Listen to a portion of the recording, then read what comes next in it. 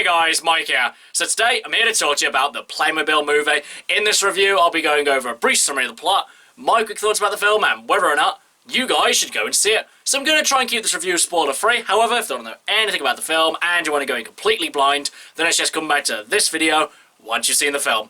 So with that, let's get started, shall we? Tell the boss Dell's here to see her. I got Adele down here asking to see Miss G. No, not Adele. That would be awesome. So the Playmobil movie stars Anna Taylor-Joy as Marla. You may remember her from Glass and from Split. In the Playmobil movie, Marla's little brother ends up running away to this kind of toy shop museum kind of thing. They end up getting lost in the land of Playmobil. They end up getting separated and they must try and find their way back together so they can get home. And that's pretty much the main story of the Playmobil movie. So when I was a kid, I never really played with Playmobil. That was more my brothers. I was more into Lego and Transformers and everything like that. But, you know, I could definitely see the appeal of the Playmobil. And so after the success of the 4 Lego movies, you know, why not make a Playmobil movie? Except you need to stop and ask yourself, why make a Playmobil movie? I mean, don't get me wrong, when the Lego movie was announced, everyone thought it was just a cash grab. This movie was going to have no soul, and it was going to be no good. However, very surprisingly, the Lego movie is probably one of the best animated movies I've ever seen. It has a lot of heart, it has a lot of creativity, and you can definitely tell that the filmmakers put a lot of love into the movie and a lot of detail too. However, with the Playmobil movie, none of that comes across in the slightest. But again, drawing to the Lego movie, which I will probably be doing a lot in this review, each of the singular Lego pieces that were used in the movie are actual, real Lego pieces.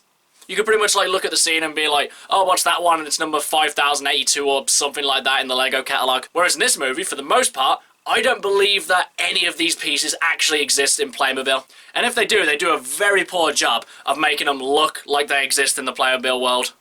Honestly, going into this one, I heard that this was a bad movie. I knew it was going to be a bad movie, but I wanted to see it for myself. I wanted to see if it was as bad as everyone was saying it was, or maybe I could find some enjoyment out of this.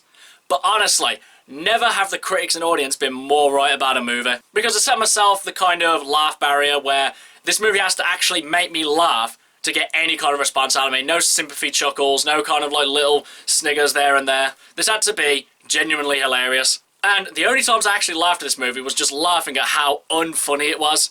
Like, they'd say a joke, and there'd be this slight pause, and I'd just be there, just start laughing at just the dead air that it created. Nothing about this movie is original in the slightest. The story's generic, the jokes are unoriginal, the characters are completely unfunny, especially this guy, Dell. He's the most cliche side character that I've ever seen in the movie. You could literally probably take other movies and put them over his scenes, and it would play out exactly the same, and it would probably sound exactly the same as well. And his voice, man, I can't remember who voices him, but his voice just really got under my skin. But honestly, the people I feel most sorry for, other than the audience actually watching this movie, is Anna Taylor-Joy and Daniel Radcliffe, because these two are such brilliant actors.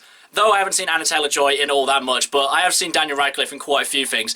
It's such a shame that they've both been tied to this god-awful movie. And the lead child in this movie is just awful. He has a completely unlikable personality. He isn't really that much of a good voice actor, and you couldn't care less what happens to him. And he further illustrates his lack of personality or individuality when, just as he starts to get away from the bad guys, he starts to floss, and oh my god, I was already checked out before this point, but this was the point where I really wanted to walk out. And the only reason that I didn't walk out is because I don't walk out of movies. I watch them to the very end, even if it kills me. And as well, this movie was just so ridiculously predictable. I mean, slight spoiler here, but there's this bit where Marla's in the forest and she sees a glowing light, and my friend literally leant over and was like, oh god, is this going to be a fairy godmother scene? Thinking that, oh nah, they're not going to go there, it's going to be completely stupid. All of a sudden, fairy godmother pops out, and you're like, yeah, of course, why not? Just throw the fairy godmother in there, because, you know, you've pretty much thrown everything else to the wall, seeing if it sticks. Let's get the fairy godmother in too, yeah.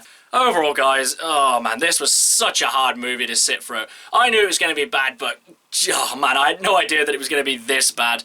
It's completely unfunny, it's unoriginal, I feel sorry for the lead actors that are in it, and oh man, this was just a very ill-conceived concept. And this movie's just come out at such a weird time. Though I've been singing the Lego movie's praises, the second Lego movie didn't really do all that well, even though I really liked it, and it did make a bit of a profit. It definitely was less than they'd expected, so it is kind of showing that people are losing a bit of interest with these movies. And then thinking about it, what better time to inject a new kind of toy franchise when the more popular and better quality one is starting to decline. But honestly, you could have released this movie 10 years ago or 10 years in the future, and it wouldn't have made a difference. Because nothing can save this mediocre bore fest of a movie. But now, as for whether or not, you guys should go and see it.